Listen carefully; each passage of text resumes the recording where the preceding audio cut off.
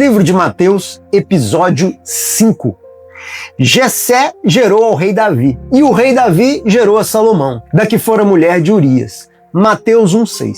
A gente abre a Bíblia, Evangelho de Mateus, você pega Mateus 1,6, parece que ali é uma listinha de nomes apenas, né? Você não pega no começo a profundidade que tem isso e onde é que Mateus quer nos levar. Para que a gente possa entender direitinho Mateus 1, parece só essa listinha de nomes, mas que traz uma profundidade gigante, nos mostrando a redenção dos pecadores e nos mostrando ali Cristo como Rei prometido. Para que você possa entender bem essa passagem, nós vamos dar uma ida a Lucas. De Lucas nós vamos resgatar Jessé, voltar para Lucas, e aí nós concluímos com Mateus, para que você entenda Mateus 1,6 de uma vez por todas. Mateus aqui, em Mateus 1,6, quando ele diz: Jessé gerou ao rei Davi, e o rei Davi gerou a Salomão, da que fora mulher de Urias. Mateus 1,6. Mateus ele segue ali sim a genealogia de Jesus, apresentando aqui dois pontos importantes. Ele apresenta Jessé e apresenta Davi. A linhagem ela passa de Jessé para Davi, o rei mais importante da história de Israel. Isso reforça, a promessa messiânica. O Cristo viria da casa de Davi. Vamos relembrar aqui o trecho dessa aliança com Davi, o trecho da aliança davídica. Qual é o trecho importante da aliança davídica que está em Samuel ali? Samuel diz o seguinte: quando os teus dias se cumprirem e descansarem com teus pais, então farei levantar depois de ti o teu descendente, que procederá de ti, e estabelecerei o seu reino. E Samuel continua: este ficará uma casa ao teu nome, e eu estabelecerei para sempre o trono do seu reino. Eu lhe serei por pai. Preste atenção. Eu lhe serei por pai, e ele será por filho. Se vier a transgredir, vou castigá-lo com vara de homens e açoites de filhos de homens. Mas a minha misericórdia não se apartará dele, como eu retirei em Saul. Ou seja, não vou fazer igual a quem tirei diante de ti. Ele fala de Saul.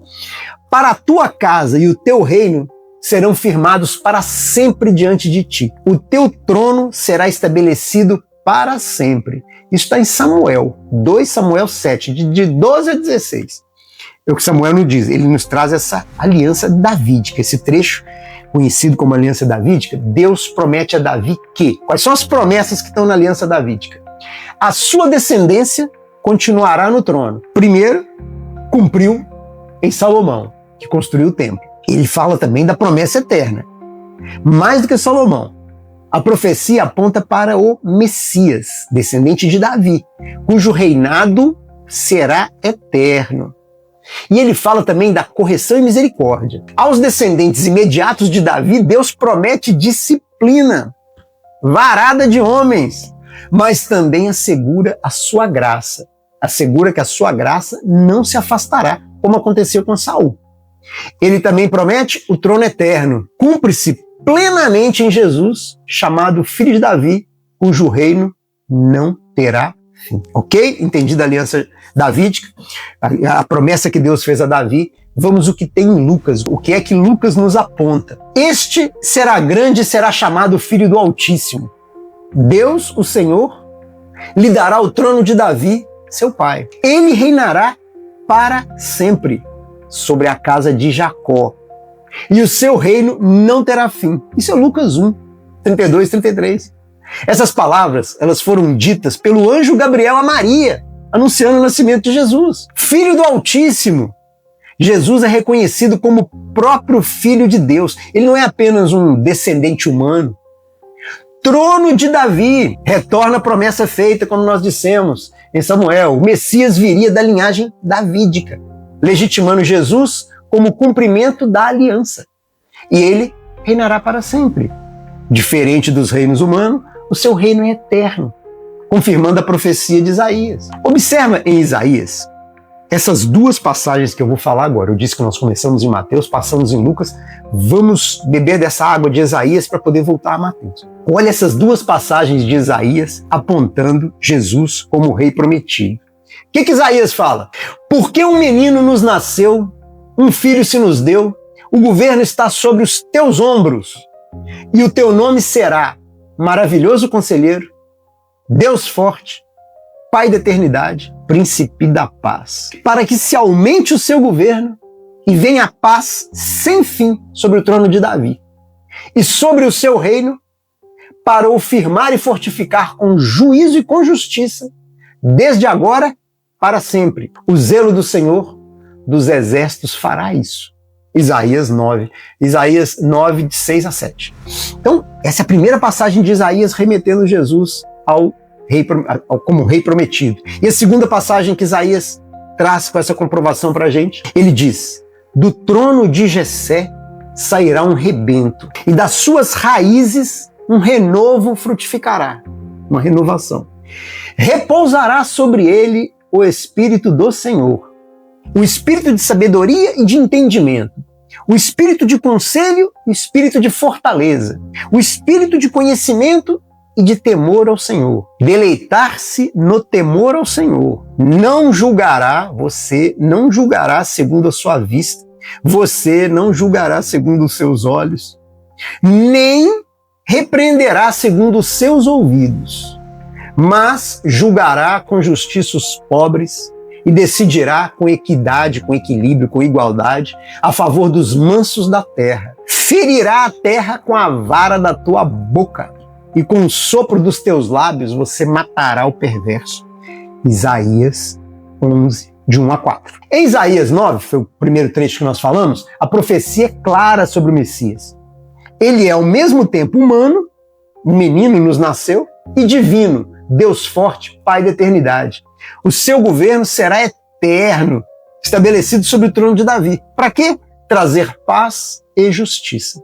E no Isaías 11, que é o segundo trecho, importante nessa comprovação, ele expande essa visão messiânica, né? Do trono de Jessé surgirá o renovo, a renovação. Cristo, cheio do Espírito Santo em plenitude.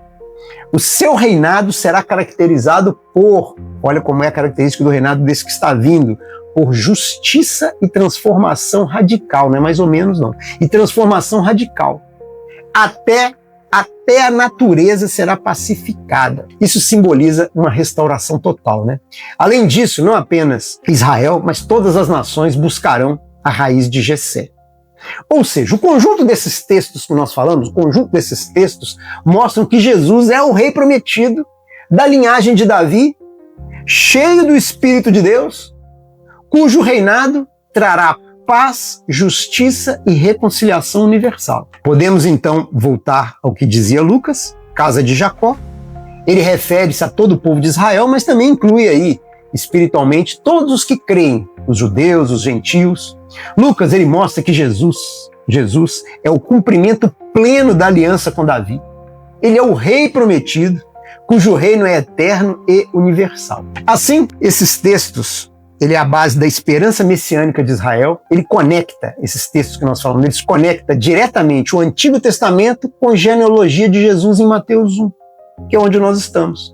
Então nós podemos voltar a Mateus 1, onde ele diz Salomão e Batseba. Mateus 1,6 que nós estamos. Salomão e Batseba. Mateus, ele não omite esse escândalo envolvendo Davi, que tomou Batseba, mulher de Urias. Mesmo a partir de uma situação de pecado, Deus fez brotar a linhagem que levaria ao Messias. Graça soberana.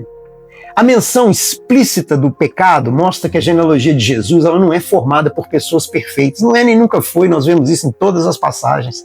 Mas ela é feita de homens e mulheres falhos, como eu e você, redimidos pela graça. Assim, em Mateus 1,6, que é o primeiro momento para você, parecia só uma listinha de nomes, e que agora, quando você vê com mais profundidade o significado desses nomes, o significado dessa passagem, Mateus 1,6, ele revela para mim e para você que Jesus é descendente de Davi, e que ele não veio apenas como um herdeiro da promessa, mas ele vem também como aquele que traz a redenção dos pecadores. Eu e você, ele veio para a redenção dos pecadores.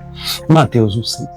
Portanto, se a nossa conversa hoje fez sentido para você, curta, compartilhe e nos siga. Siga no YouTube, siga no Instagram e aqui. E você saiba que você é muito bem-vindo e que enquanto eu estiver respirando, eu estarei aqui falando de Deus. E enquanto você estiver respirando é porque Deus tem um propósito na tua vida. Deus tem um propósito para você. Siga em fé e leia a Bíblia.